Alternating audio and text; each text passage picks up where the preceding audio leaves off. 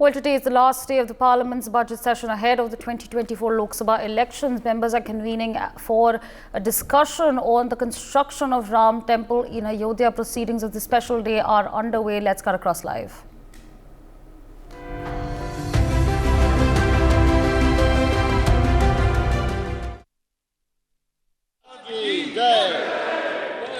लेकिन शर्म करो, शर्म करो। विषय पर आ जाइए। आज मैं कह रहा था यहाँ पर कि इतिहास को बदलने का काम और ये जो शासन करने आए थे उनके नाम पर जो है सड़कें भी बना दी। हमने अफजल खान का नाम बदलकर जो है बदल दिया, औरंगाबाद का नाम बदल दिया। इनको ये भी पसंद नहीं है। इनको जो है आज़ादी के बाद इन्होंने कई eminent historian so called activist को जो है जन्म दिया, यहाँ पर खड़ा किया और इन्होंने जो है इस देश का इतिहास बदलने का पाप जो है यहाँ पर इनके माध्यम से इन लोग आज तक कर रहे थे। समय का भी ध्यान रखिएगा। आज यहाँ पर कांग्रेस के नेता प्राण प्रतिष्ठापना पे भी नहीं गए। किस मुंह से जाते? क्योंकि इनको कभी चाहिए ही नहीं था कि ये राम मंदिर जो है यहां पर बने, तो किस मुंह से जो है यहां पर जो है वहां पर मंदिर में दर्शन करने जाते। लेकिन आज आपको वक्त है, आज मंदिर बन चुका है। जो पाप आप लोगों ने किया है वो पाप का प्रायश्चित जो है मंदिर में रामलल्ला का दर्शन लेकर जो है आप कर सकते हैं। आज भी नेहरू गांधी परिवार लोगों को राम मंदिर जाने से इनके भी लोगों को जो है रोकने का काम यहां पर कर रहे हैं। लेकिन ये भूल रहे हैं कि इनके पूर्वज जो है वो भी राम मंदिर बने, इसके लिए जो है इन्होंने भी संघर्ष किया।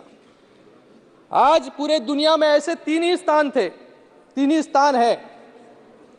एक है जेरूसलम, एक है हागिया सोफिया और एक अयोध्या, जहां पर जो है सिर्फ एक ही स्थान पर अयोध्या जो है पूरी दुनिया में जो संभव नहीं हुआ, जो शांतिपूर्व ढंग से जो है इस देश में संभव हुआ, और वहां पर जो है प्रभु श्री राम जी का मंदिर जो है सर, अभी तो मैं शुरुआत हुई है सर। नहीं 12 मिनट शांतिपूर्व रास्ते से जो है आज यहाँ पर जो है मंदिर बना है। यहाँ पर हम किसी के धर्म के विरोध में नहीं है। वहां पर जो सुप्रीम कोर्ट ने निर्णय दिया वहां पर दोनों भी धर्म के लोगों को जो है जगह वहां पर देने का काम यहां पर किया। आज कुछ लोग जो है इस सभागृह में परसों बात कर रहे थे कि धर्म के पहरेदार बनो, धर्म के ठेकेदार मत बनो। उनको मुझे बताना है कि कौन ठेकेदारी, किसने ठेकेदारी की? ठेकेदारी जो है इन लोगों ने की, कार सेवकों पर जिन्होंने गोली चलाई, एएसआई के माध्यम से फर्जी रिपोर्ट बनाने का काम जो है इन लोगों ने किया। उसी के साथ में जो है कोर्ट में इतना बड़ा झूठ कि प्रभु श्री राम और राम सेतु दोनों भी काल्पनिक है, ये बताने का काम भी जो है इन लोगों ने, मतलब धर्म का ठेका जो है इन लोगों ने लेके रखा था। मैं इनको बताना चाहूंगा कि हम धर्म के ठेकेदार नहीं है, हम धर्म के जो है पहरेदार है। हमने धर्म की पहरेदारी की है। प्रभु श्री राम के अस्तित्व के लिए कार सेवक हो या हमारे देश के प्रधानमंत्री हो, उन्होंने जो है आज धर्म की पहरेदारी की। इसलिए 500 साल बाद सर 500 साल बाद बहुत 500 साल बाद यहाँ पर धर्म की पहरेदारी की। इसलिए 500 साल बाद एक युग पुरुष का जन्म हुआ जिसका नाम नरेंद्र मोदी है। उन्होंने आज मंदिर जो है यहाँ पर बनाया। आज इन्होंने हमें हिंदू धर्म जो है धर्म निरपेक्षता सिखाता है। हमारा कोई भी धार्मिक स्थान आप देख लीजिए, किसी भी मस्जिद या चर्च को तोड़कर नहीं बनाया था, लेकिन अयोध्या या काशी या मथुरा इन सभी स्थलों को तोड़ा गया और हमारी संस्कृति को भी तोड़ने का और दफनाने का काम यहाँ पर किया गया। ना सिर्फ हमारे धार्मिक स्थल बल्कि हमारे नालंदा विश्वविद्यालय को भी तोड़ने का काम जो है यहाँ पर मुगलों ने किया। मुगलों को जो पता था कि धर्म और संस्कृति इनकी आत्मा है, आत्मा पर घात करने का काम जो है उन्होंने किया, लेकिन इनको पता नहीं चला कि ये हमारी आत्मा है, हमारी धरोहर है। इस आत्मा को पुनर्जागृत करने का काम जो है ये हमारे प्रधानमंत्री मोदी जी ने ही किया है। जी जलील जी, मोदी जी ने किया है। इतिहास को फिर से सही ढंग से लिखने का काम नरेंद्र मोदी जी ने किया है। हमारे धर्म ही नहीं, हमारी संस्कृति को बर्बाद करने का काम पहले मुगलों ने किया, फिर कांग्रेस ने किया। ये सिर्फ जो है ये वोट बैंक, एक पर्टिकुलर वोट बैंक के लिए जो है हमारा इतिहास जो है बदलने का काम इन लोग ने किया। अब समाप्त कीजिए। आज कुछ लोग, सर खत्म कर रहा हूं, कुछ लोग जो है यहाँ पर मंदिर क्यों बने, वहां पर अस्पताल बनाया जाए, वहां पर स्कूल बनाए जाए, वहां पर टॉयलेट्स बनाए जाए, ऐसी भाषा जो है इंटेलेक्चुअल टॉक्स जो है जो इन्होंने पैदा किए बहुत सालों से, उनके माध्यम से ये कहते हैं वहां पर। लेकिन हमारा एक लौता ऐसा देश है जहां पर कल्चरल डाइवर्सिटी का उदाहरण दिया जाता है। बिना हमारे संस्कृति और बिना हमारे इतिहास के ये डेवलपमेंट कैसे हो सकता है? उस संस्कृति को, उस नींव को मजबूत करने का काम जो है आज नरेंद्र मोदी जी ने यहाँ पर किया है। मैं थोड़ा इतिहास में जाना चाहूँगा। एक उदाहरण यहाँ पर सोमनाथ के मंदिर का देना चाहूँगा कि जब भी सोमनाथ का मंदिर, उसका रिस्टोरेशन का कैबिनेट में फैसला हुआ, वो भी फैसला जो है उनको दिल पर पत्थर लगकर जो है करना पड़ा था। कैबिनेट के बाद पंडित जवाहरलाल नेहरू जी ने डॉक्टर मुंशी जी को फोन कर कर कहा, कोट करता हूं, quote, I do not like you trying to restore Somnath. मुझे बिल्कुल पसंद नहीं है कि आप जो है सोमनाथ का मंदिर का रिस्टोरेशन यहां पर चाहते हैं। It is Hindu revivalism. मतलब इतनी सोच जो है, हिंदू विरोधी सोच इतने सालों से जो है आज तक यहां पर चल रही थी।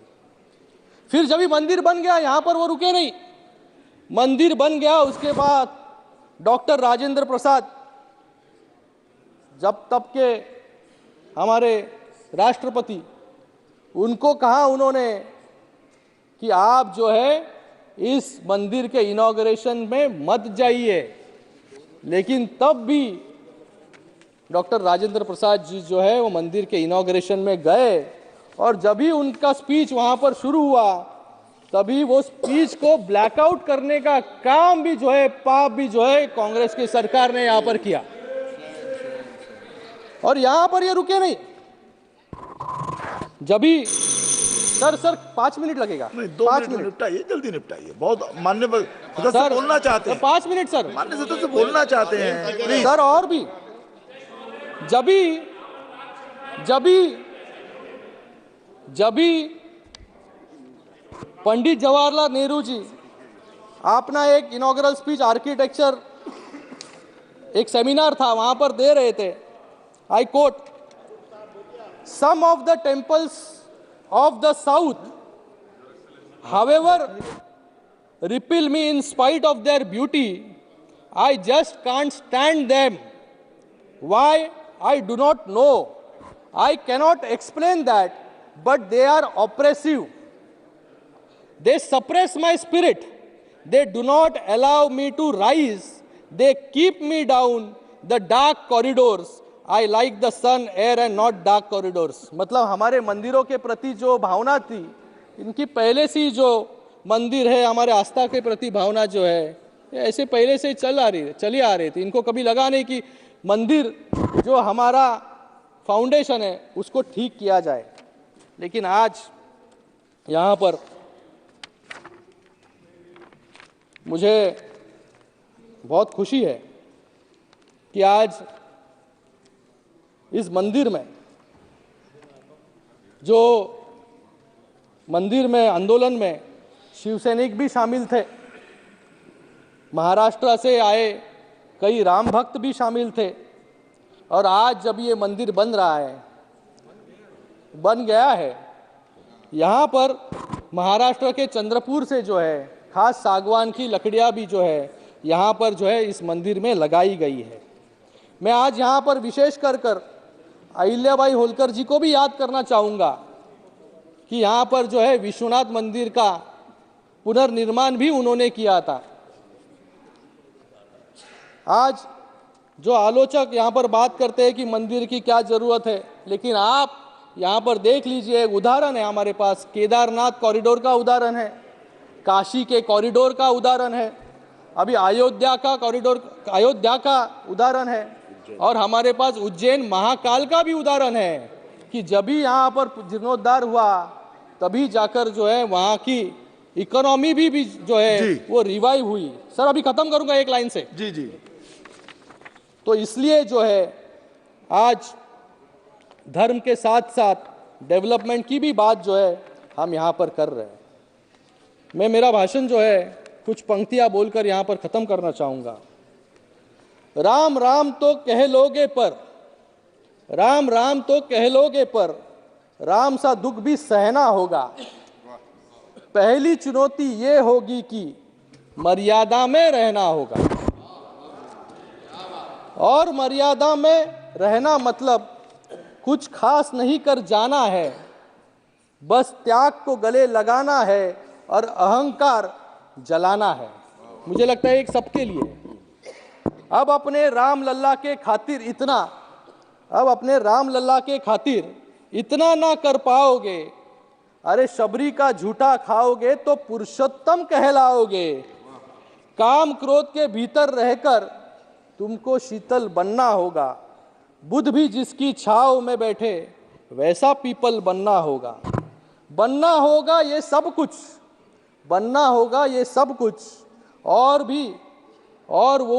वो भी शून्य में रहकर प्यारे, तब ही तुमको पता चलेगा थे कितने अद्भुत राम हमारे। जी धन्यवाद। इसी के साथ मैं मेरा भाषण जो है यहाँ पर समाप्त करता हूँ। फिर से एक बार बहुत बहुत धन्यवाद यहाँ पर इस देश के यशस्वी प्रधानमंत्री नरेंद्र मोदी जी को, कि जिनके कारण जो है आज मेरी पीढ़ी और आने वाली कई पीढ़ियों को जो है राम लल्ला का दर्शन जो है एक छोटी सी कुटिया में नहीं लेना पड़ेगा।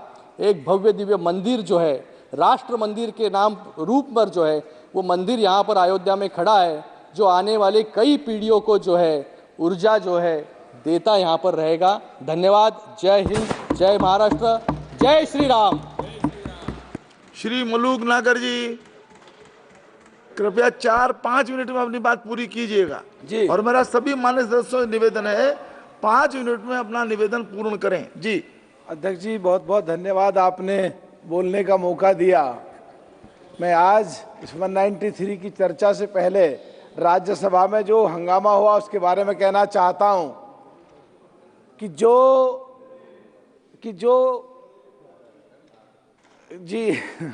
मैं यहाँ पे एक चर्चा करना चाहता हूं कि जो चर्चा कीजिए। हाँ जी, मैं एक चर्चा करना चाहता हूं कि आज जो चर्चा हुआ, जो हंगामा हुआ, तो मैं दूसरे सदन की बात नहीं कर। चलिए साहब, मैं ओके, आप यही की बात कीजिए।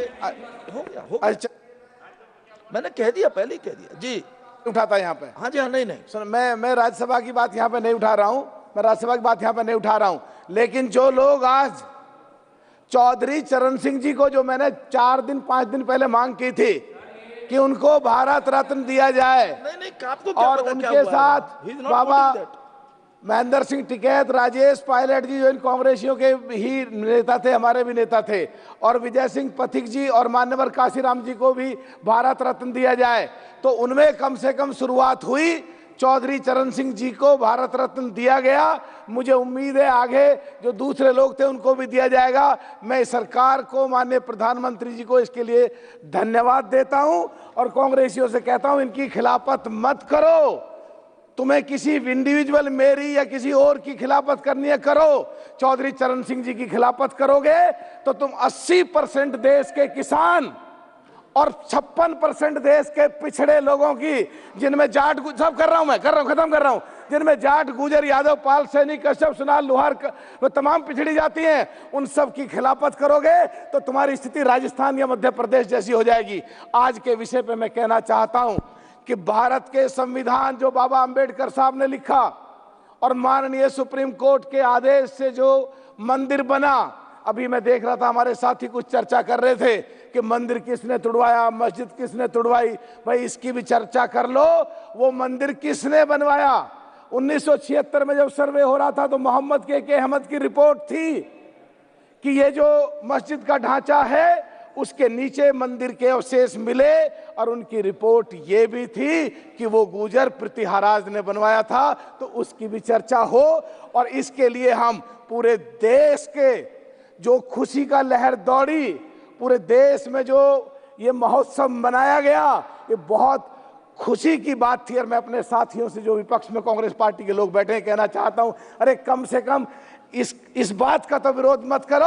अगर इस बात का विरोध करते हो तो जब देश में विधानसभाओं में चुनाव होते हैं फिर क्यों मंदिरों में जाते हो, क्यों जनेऊ पहनते हैं? हम एक बात के और भी पक्षधर हैं कि माननीय सुप्रीम कोर्ट के ऑर्डर पे जो वहां पे साथ में मस्जिद भी बन रही है, तो कल को मस्जिद भी बनेगी वहां पे माननीय सुप्रीम कोर्ट के आदेश से, तो हम उसका भी स्वागत करेंगे। और एक बात कह के मैं अपनी बात को समापन की तरफ लेकर के जा रहा हूं कि पूरे देश के जो आज हालात हैं और पूरे देश के जो पिछड़े हैं, अगर देश को मजबूत करना है तो विपक्ष का मजबूत होना बहुत जरूरी है। और विपक्ष में सबसे बड़ी पार्टी कांग्रेस है, उसको मजबूत होना बहुत जरूरी है। हम सब जब ही मजबूत रह सकते हैं। और बगैर मतलब की अगर बातों का विरोध करोगे, 1913 में जब ये लेजिस्लेचर सिस्टम शुरू हुआ कलकत्ता में, वो देश एक और था। 1947 में जब देश आजाद हुआ वो एक देश और है। 1952 से जो शुरुआत हुई वो एक देश और था।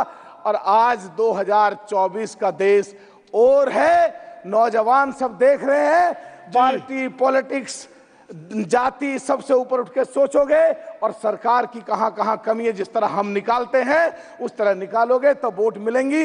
अभी मैं देख रहा हूं हमारे 52 साथी में 4 या 5 कांग्रेसी बैठे हैं, यहाँ सीटें खाली पड़ी रहती हैं। जब हम टकर रहे होते हैं, जूझ रहे होते हैं, भिड़ रहे होते हैं, तो मैं प्रार्थना करना चाहता हूं जहां देश की बात हो, जहां देश की जनता की बात हो, जहां अब राजेश पायलट जिनकी पार्टी गए थे, आज उनकी जन्मदिन है। आज बस खत्म कर रहा हूं, सब 1 मिनट खत्म कर रहा हूं।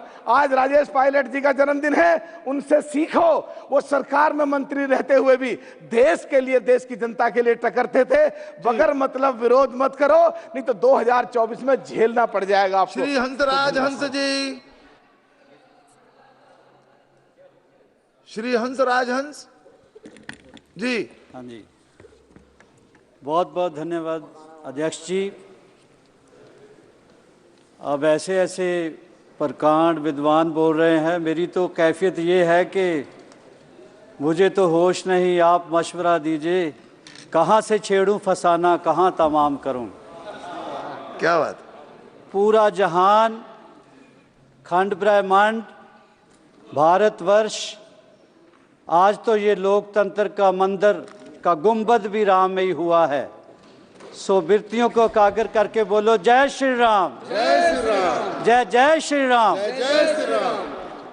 हम खुशकिस्मत है कि भारत में पैदा हुए, हम खुशकिस्मत है कि भारत में अयोध्या है। हमारी खुशनसीबी है कि हम राम नाम लेवा। लेकिन अगर राम को समझना है तो सबसे पहले हृदय में प्रेम आना चाहिए, करुणा आनी चाहिए। इसके बिना राम समझ नहीं आएंगे। सियासतें होती रहेंगी, इसमें थोड़ी बहुती नोक झोंक भी होती है। इन दिनों ये दिन उत्सव की तरह है। सदियों से तरस रहे लोगों की तमन्ना, आरजू, मन्नतें पूरी हुई है। ना जाने कितनी अनमूल्य जाने गई। संतों महापुरुषों ने रो रो कर प्रे किया, प्रार्थना की, लेकिन अब जाके हम कितने खुशनसीब हैं। हम उस वक्त सांस ले रहे हैं जिस दिन 22 जनवरी आई, एक नहीं करोड़ों दिवालियां मनाई गई। भारत से लेकर पूरी दुनिया, भारत एक ऐसा खंड है जब खंड बने भी नहीं थे, सबसे पुरानी संस्कृति है।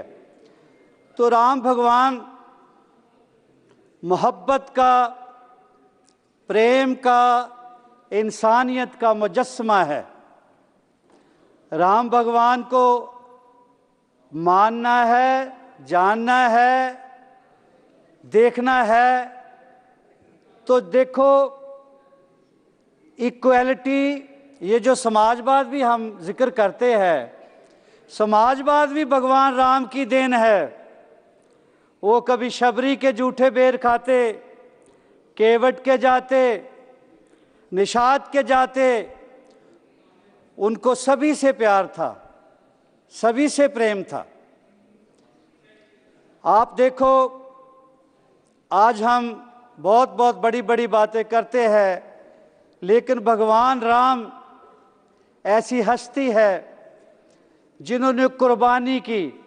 राज तिलक का समा हो, ऑर्डर हो जाए, हुक्म हो जाए कि वनवास जाना है, तो ये भगवान राम ही कर सकते हैं।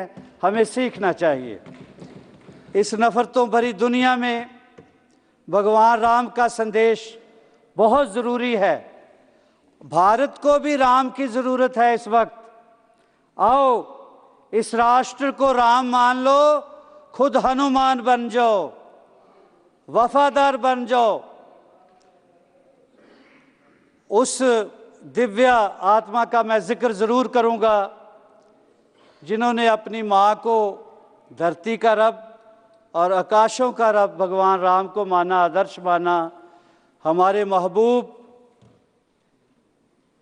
यशस्वी, तेजस्वी, तपस्वी प्रधानमंत्री माननीय श्री नरेंद्र भाई Modi ji. All right. For more such videos, subscribe to the NewsX YouTube channel, hit the bell icon.